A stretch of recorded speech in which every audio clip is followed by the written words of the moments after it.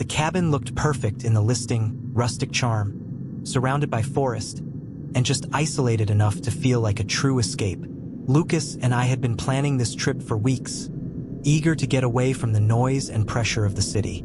The host, a man named Enrique, had glowing reviews, great hospitality, beautiful cabin, peaceful setting, but when we arrived, something felt off. Enrique greeted us in the driveway, smiling just a little too wide, his eyes lingering on us for a beat too long. He gave us a rush tour of the cabin, pointing out the kitchen, the fireplace, and the bedroom before handing over the keys. "Enjoy your stay," he said, already halfway out the door. At first, we brushed off the awkwardness. Some people are just socially different, right? But as the afternoon turned to evening, little details started to stick out. The Wi-Fi wouldn't connect, no matter how many times we tried. Enrique's excuse, "The connection is spotty out here, you know how it is," didn't sit right. Then Lucas noticed something else. A small security camera on the porch, angled down at the front door. Another one above the garage. "A bit much for a vacation spot, isn't it?" Lucas muttered. I tried to laugh it off, but deep down, I felt it too. A tight, uncomfortable knot forming in my stomach. As night fell, the cabin settled into an eerie silence, broken only by the occasional creak of wood and the distant sound of wind brushing against the windows. Lucas had started a fire in the small stone fireplace while I prepared some tea in the kitchen. We were trying to relax, but the unease lingered like a shadow in the corners of the room. At one point, Lucas glanced up from his phone and said, "Does it feel like we're being watched?" I froze for a moment, my hand hovering over the kettle. "Don't say stuff like that," I muttered, trying to keep my voice light, but he wasn't joking. Later, while Lucas was in the shower, I decided to look around the cabin a bit more. Curiosity or paranoia got the best of me. I walked into the bedroom and noticed something strange about the smoke detector above the bed. It looked newer than the rest of the cabin, with a tiny, almost imperceptible red light blinking faintly. My stomach dropped. Slowly, I climbed onto the bed and reached up, unscrewing the cover. Inside, instead of a regular detector mechanism, there was a small lens pointed directly at the bed. I stumbled back, the cover falling to the floor with a dull thud. Lucas came into the room moments later, towel wrapped around his waist, and froze when he saw my face. "What's wrong?" he asked. I just pointed at the smoke detector. Lucas climbed onto the bed and stared at the tiny lens inside the smoke detector, his face turning pale. "This is a camera," he said flatly, his voice barely above a whisper. We both stood there for a moment, frozen, our minds racing.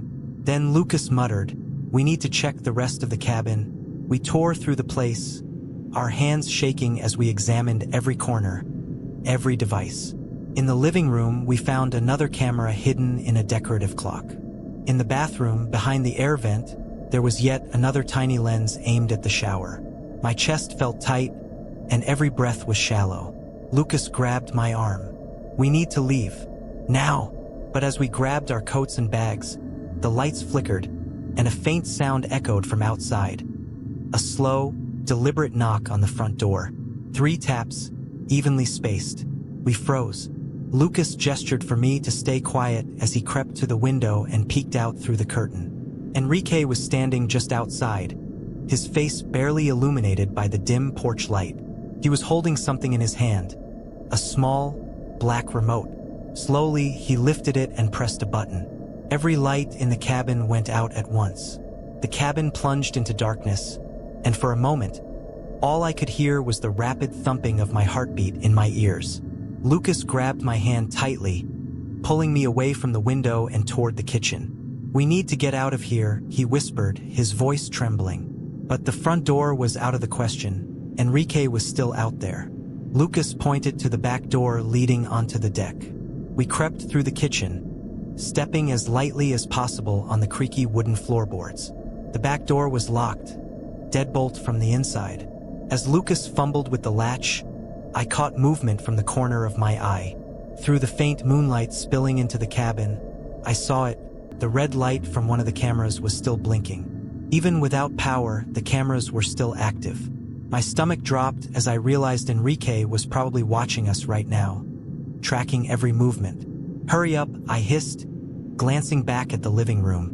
That's when we heard it. The unmistakable sound of the front door creaking open, slow and deliberate. Enrique was inside the cabin. The front door creaked open fully, and the sound of slow, deliberate footsteps filled the cabin. Lucas finally managed to unlock the back door, and we slipped outside into the freezing night air. Snow crunched under our boots as we stumbled onto the deck, our breath forming clouds in the bitter cold. "This way," Lucas whispered, pointing toward the tree line.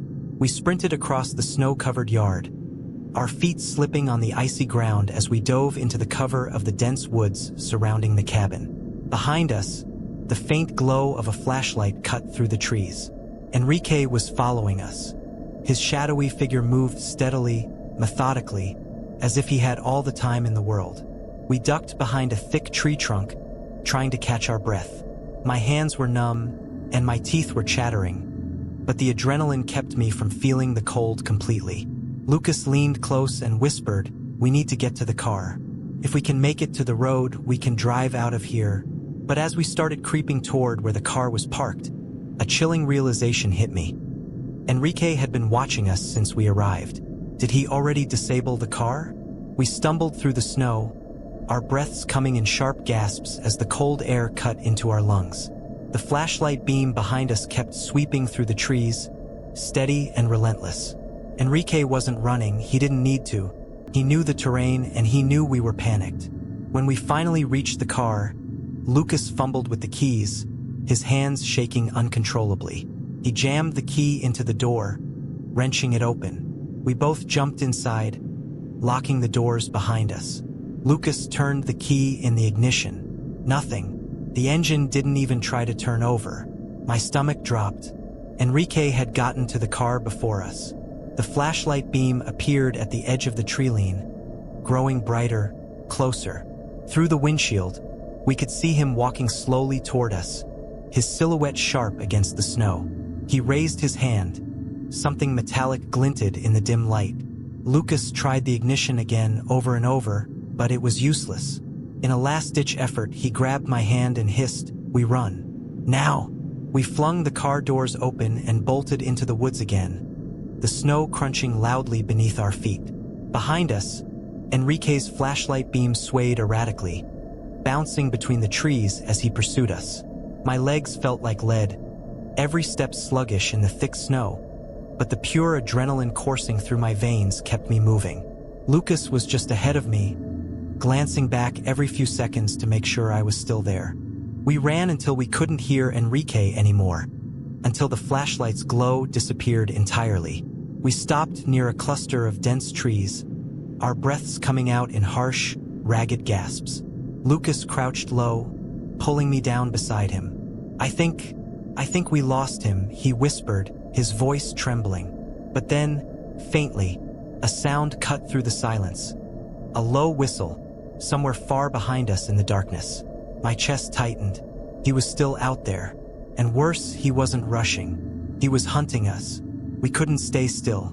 Lucas grabbed my hand, and we kept moving deeper into the woods, our feet slipping on ice-covered roots and uneven snowdrifts.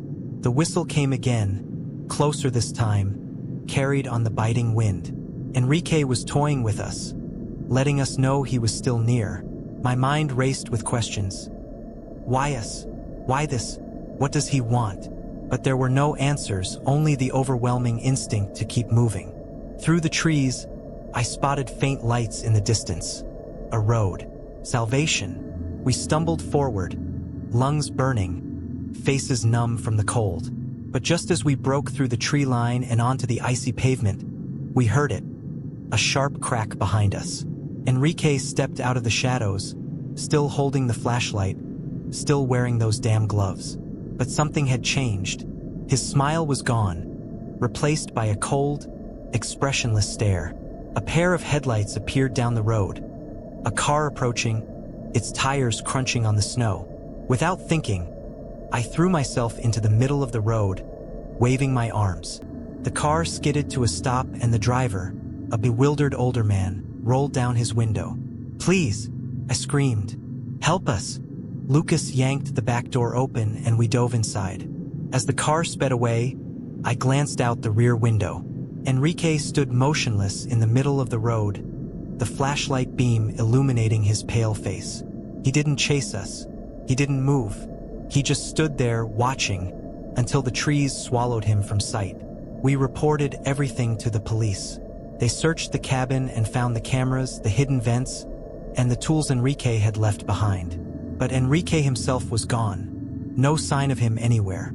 The authorities said he must have fled after realizing we'd escaped. But deep down, I'm not so sure. Sometimes, when I'm alone at night, I can't help but feel like someone's watching me. Like there's still a lens hidden somewhere, aimed right at me. And every now and then, in the quiet of the night, I swear I hear it. That faint, chilling whistle.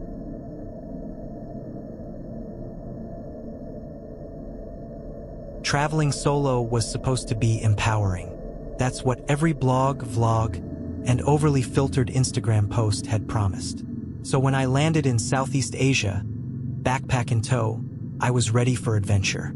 I'd been in the small coastal town for 2 days, soaking up the sun and sipping fruit smoothies, when I met Davi. He was warm, charismatic, with an easy smile and a voice that could calm a storm. "You can't leave without seeing the waterfall," he said as we chatted at a street food stall. It wasn't part of my plan, but he made it sound like magic. A hidden gem tucked away from the usual tourist crowds. Against my better judgment, I agreed to a private tour the next morning. The first hour of the trip was perfect. The sun filtered through the dense canopy above, and the sound of distant birds and insects created an almost meditative hum. Davi chatted casually as we walked along a narrow trail, pointing out native plants and explaining local legends. But then, without any warning, he stopped talking. The trail began to narrow, the canopy above thickening, blocking out most of the sunlight. Davi took a sudden turn off the main path onto an almost invisible trail and gestured for me to follow. "Shortcut," he said, his smile still plastered on his face, but his eyes, they looked different now. Harder, colder. I hesitated. Something about the way Davi said shortcut felt wrong, like a sour note in an otherwise pleasant song. The narrow path ahead was overgrown, branches and vines tangled together like they were trying to keep people out. "Are you sure this is the right way?" I asked, trying to keep my voice steady. Davi's smile flickered, just for a second, before it returned, stretched a little too tight. "Trust me, Mariana. It's faster this way." He turned and started walking without waiting for me to follow. My gut told me to turn back, but the dense jungle around me made that feel impossible. I followed him, my steps slow and deliberate. The path was barely a path at all, just a strip of flattened earth between towering trees. The sound of rushing water had faded, replaced by an eerie silence broken only by the occasional rustle of leaves. Davi walked ahead, his shoulders squared, his posture no longer relaxed and friendly. And then he stopped. In one sharp motion, he turned around to face me. "You're not scared, are you?" he asked, his voice low and smooth, but there was something predatory about the way he tilted his head. Every instinct in my body screamed at me to turn around, to run. But where would I go? The path behind me was barely visible now, swallowed by the dense undergrowth. I forced a smile, hoping he wouldn't hear the tremor in my voice. "No, just wondering how much further it is," I said. Davi's smile widened, but it didn't reach his eyes. He studied me for a long moment before nodding and turning back around. I let out a shaky breath and kept walking, but now every step felt heavier, every glance over my shoulder more frantic. After what felt like hours, we reached a small clearing. There was no waterfall, just a patch of muddy earth surrounded by thick trees. Davi stopped in the middle of the clearing, his back still turned to me. The hairs on the back of my neck stood on end. "Where's the waterfall?" I asked softly, my voice barely above a whisper. Davi turned around slowly, his smile gone now. "You ask too many questions, Mariana." His voice was calm, too calm. He reached into his pocket, and I saw something metallic glint in the faint light filtering through the trees. My breath caught in my throat as I saw the glint of metal, a knife partially concealed in Davi's hand. My feet felt glued to the ground, my brain screaming at me to move, but my body refused to obey. He took a step closer, his eyes locked on mine, his expression eerily calm. "You should have stayed on the main path, Mariana," he said softly. The words hit me like a slap, breaking me out of my frozen state. I turned and bolted into the trees, branches whipping against my face, roots snagging at my feet. Behind me, I could hear him, his footsteps heavy, deliberate, crunching on the underbrush. He wasn't running. He was following, and somehow that was so much worse. "Mariana," he called out, his voice sharp and sing-song, cutting through the stillness of the jungle. "You can't hide forever." My lungs burned as I pushed forward, slipping on wet leaves and scraping my palms on jagged bark. Every sound felt magnified. The crack of twigs, the rush of my own breath, the distant echo of Davi's voice. But then I spotted it. A narrow stream cutting through the trees. Water meant direction, and direction meant hope. I stumbled down the muddy bank of the stream, my shoes sinking into the soft earth as I splashed into the freezing water. The current wasn't strong, but it was enough to slow me down. I kept moving downstream, crouching low and staying close to the overgrown bushes along the edge. Behind me, Davi's voice cut through the jungle again, closer this time. "Mariana, you're making this harder than it needs to be." My chest tightened, and tears blurred my vision, but I forced myself to focus. The stream had to lead somewhere, a village, a road, something. I pushed forward, every nerve in my body screaming from exhaustion and fear. But then, up ahead, I saw it. A narrow rope bridge crossing the stream, its planks weathered and worn. It wasn't much, but it was something. I scrambled toward it, gripping the frayed ropes as I climbed onto the first plank.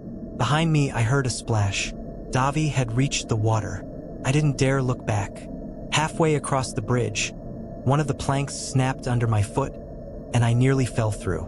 I gripped the ropes tightly, my breath coming in ragged gasps. "You can't run forever." Davi's voice boomed from somewhere below me, but then, silence. I held my breath, straining to hear. Was he still there? Did he see where I went? I clung to the frayed rope, my knuckles white, the wind swaying the bridge beneath me. The jungle was eerily silent now. No footsteps, no voice calling my name. For a moment, I dared to hope that Davi had given up or lost my trail.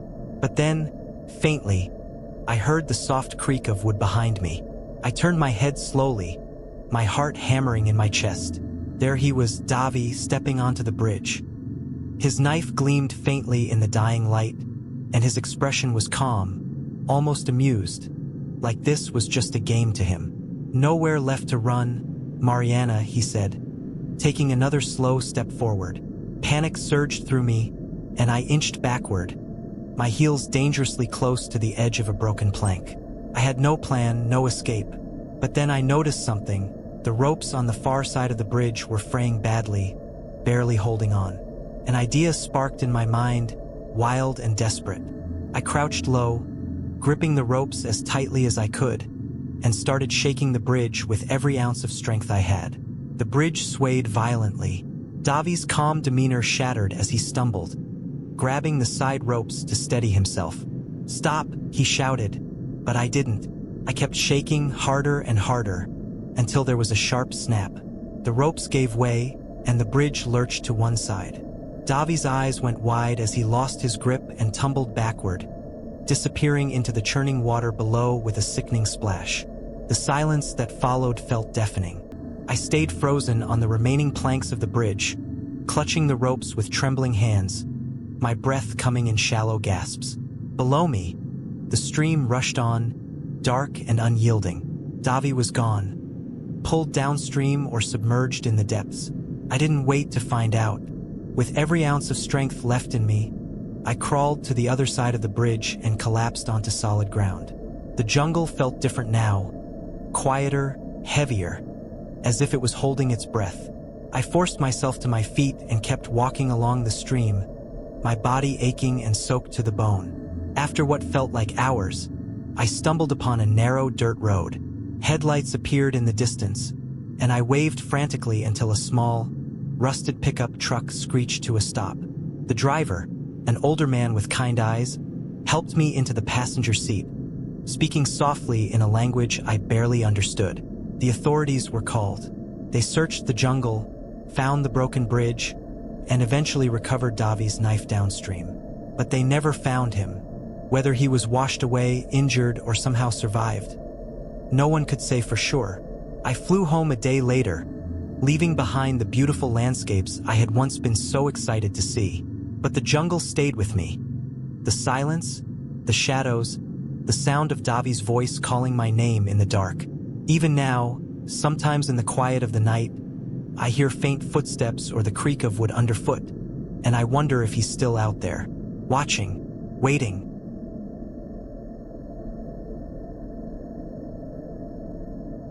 The beachfront hostel looked exactly like the photos online.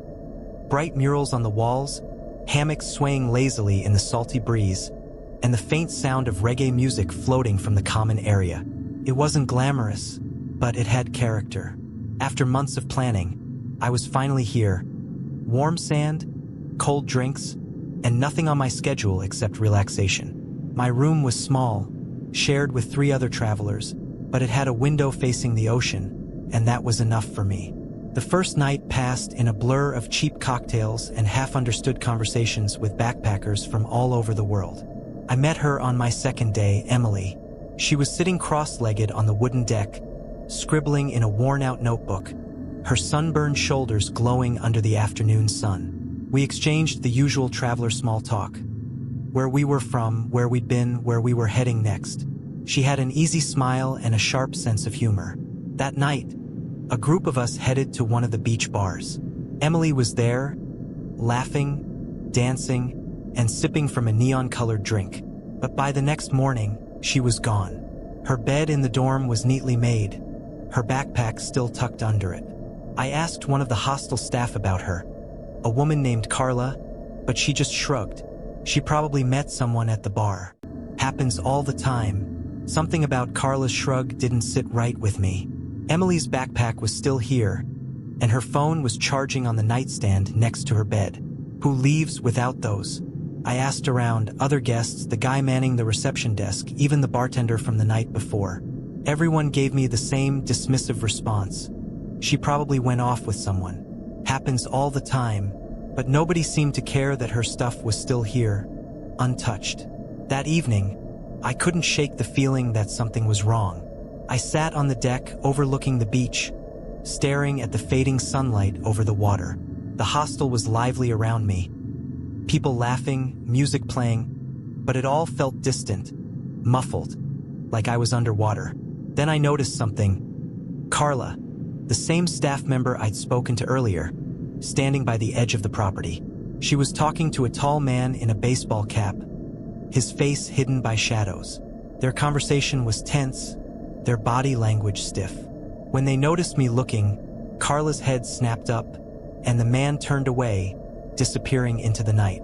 I stayed on the deck for a while, pretending to scroll through my phone, but my eyes kept darting back to where Carla and the man had been standing.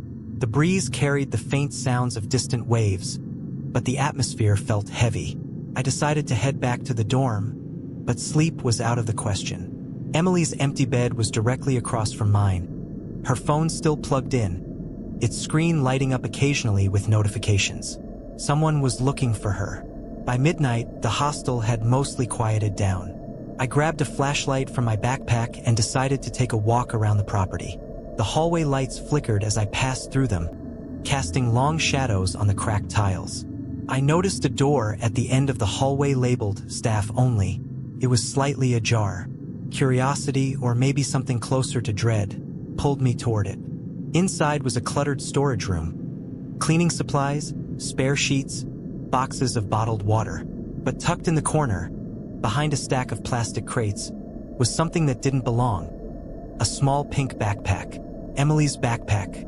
My stomach turned. I knelt down and unzipped it. Inside were her passport, a change of clothes, and a crumpled note shoved deep into one of the pockets.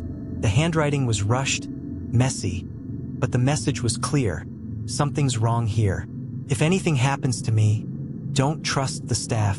My hands were shaking as I stuffed the note back into the backpack and zipped it up. The air in the storage room felt suffocating, the scent of bleach and mildew clinging to my throat. Emily knew something was wrong, and now so did I.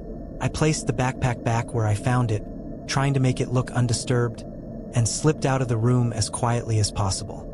As I turned the corner into the hallway, I froze.